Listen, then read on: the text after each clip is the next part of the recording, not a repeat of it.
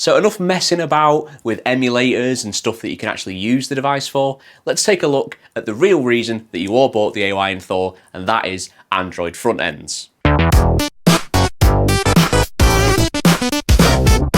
Okay, first up we have Beacon, and I really like Beacon. It's currently only available on the Google Play Store for about $3, or I think I paid about £2.50 in the UK.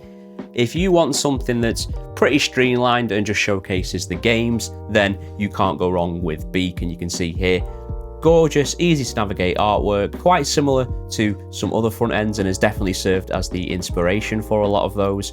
Very simplistic, comes with an app launcher, well worth it if you just want to focus on simplicity. Next up we have Cannoli. Now Cannoli, I imagine, is going to be Marmite for a lot of people. You're either going to love it or you're going to hate it. I don't say I hate it, it's probably my least favourite of the front ends that I've covered so far, or that I've come across so far. It is very much influenced by MinUI, NextUI in terms of minimalism. However, where my issues with it stem is from, if you're going to use Cannoli, you have to play by Cannoli's rules. You have to adhere strictly to their ROM folder structure. It is best optimized for a 5-game handheld, which is basically where you have a minimal amount of ROMs on a device at any one time. It does, however, come with a built-in version of RetroArch, so you don't have to spend ages configuring RetroArch yourself. A lot of it is available out of the box. So this is great if you want to dive in on your brand new device and quickly try out some games.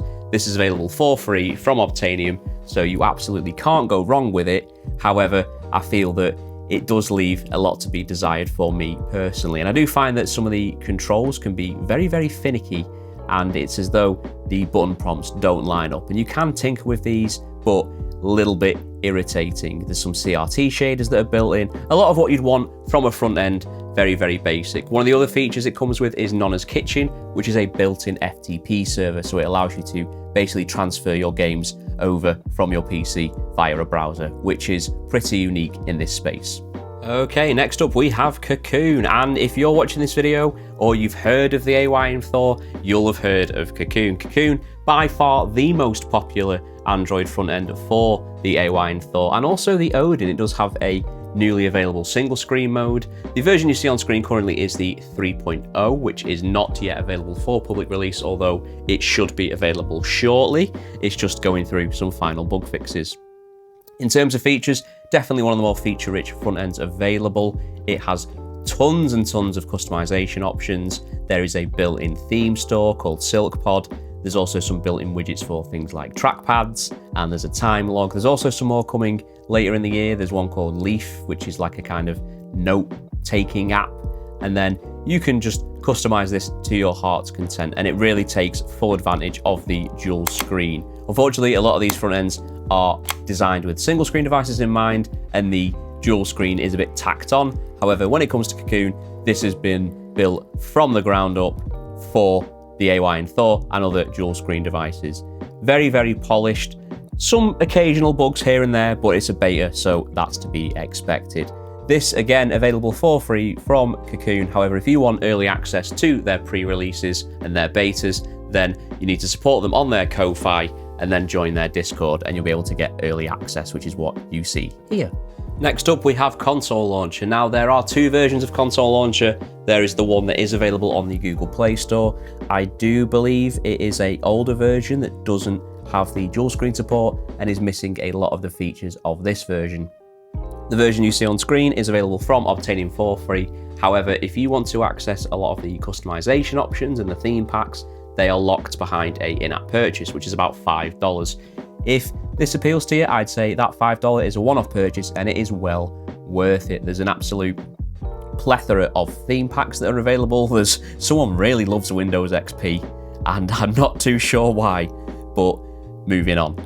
It's great, it's got loads of different features. You can really customize the look. It's quite simple to use, very straightforward, and you can see there is some iiSU theme pack, so you kind of get the best of both worlds. You've got this app launcher, and this is something that definitely has its fans, and I think will continue to be a lot of people's favorites.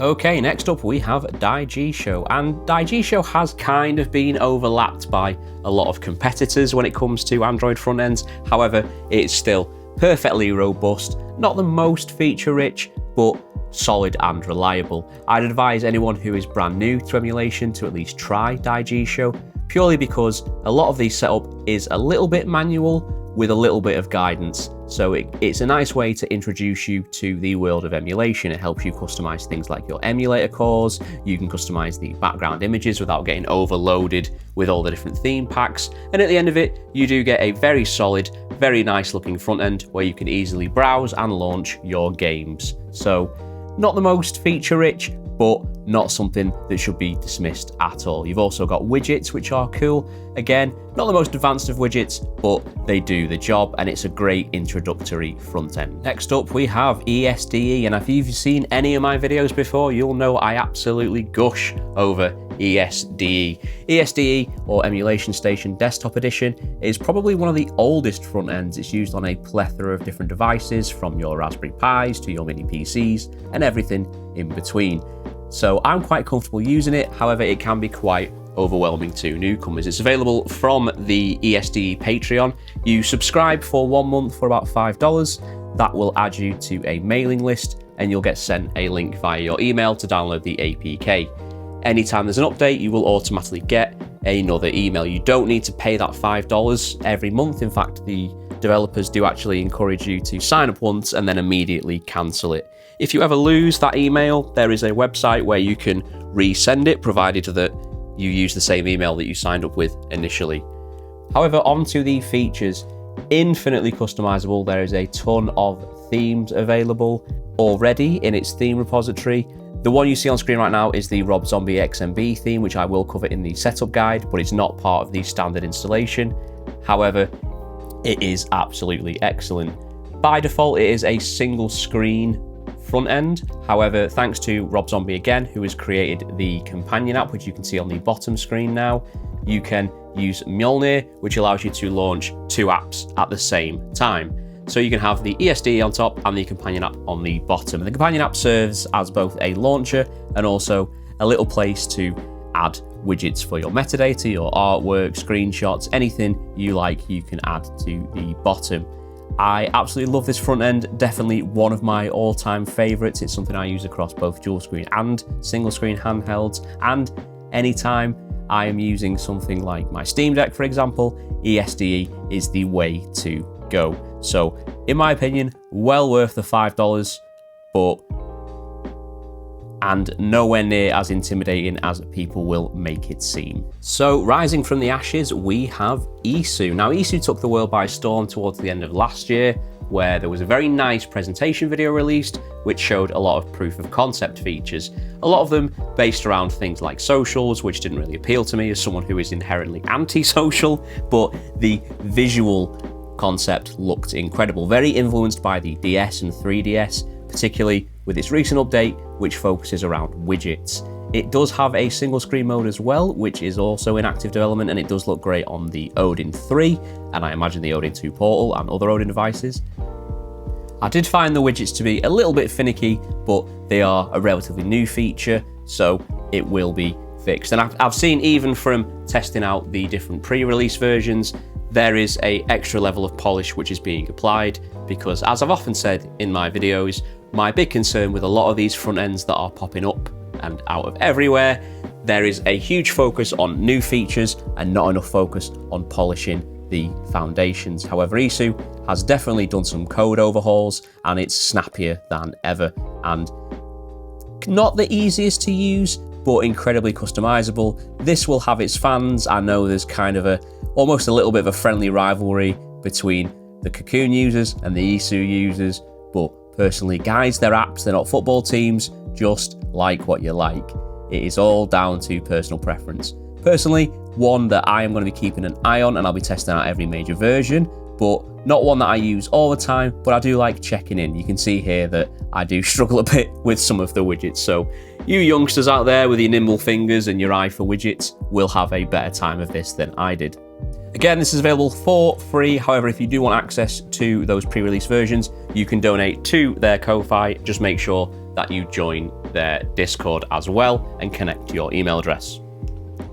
Here we have Neostation, and Neostation is becoming perhaps my favorite new front end, purely because It looks incredible, it's very well polished, it has a lot of features, and also it's completely open source. I know the developer has recently taken on another developer to help with some of that development, but all the source code is available on GitHub, and in the world of AI and vibe coding, it's nice to know that some apps do still have that level of transparency. In terms of features, I love the look of it. There isn't a great deal of themes, there's only one kind of main theme out currently. However, as the development progresses, I'm really looking forward to see what users can do who are more artistically inclined than myself.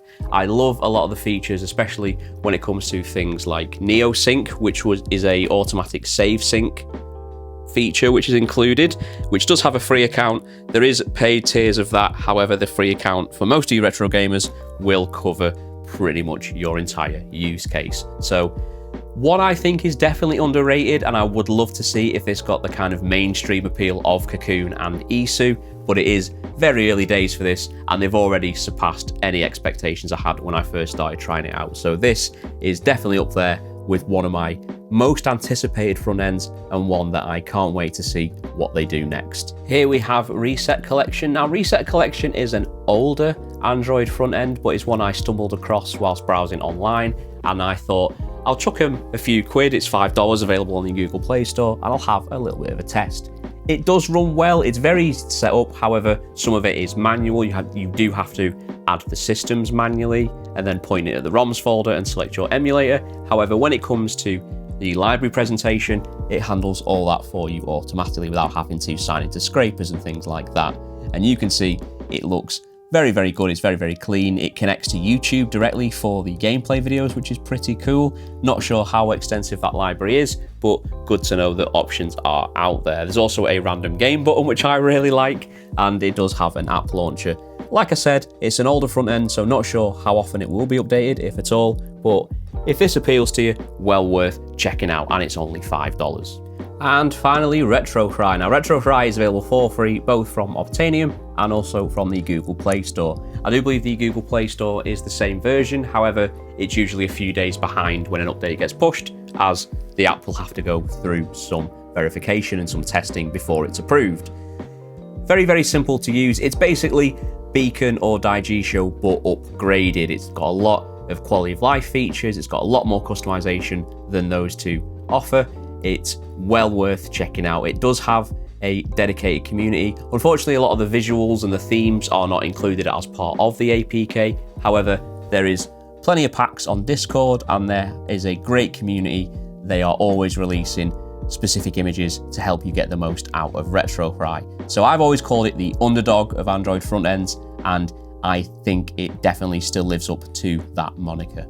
And there you are. That is just a quick look at each of the available front ends that we currently have for the AYN Thor. And that isn't even all of them. For example, there's Koji, there's Spectre, many others who are slowly in development, but as of yet are not ready for public release. However, when they are, make sure you subscribe to RetroPup, because this will be the first place that covers them. As I always say, you'll want to make sure that you are subscribed, because I've got many more videos about the AYN Thor, about the AYN Odin, many retro handhelds that I can get my hands on. And if there's any handheld companies out there watching, drop us an email.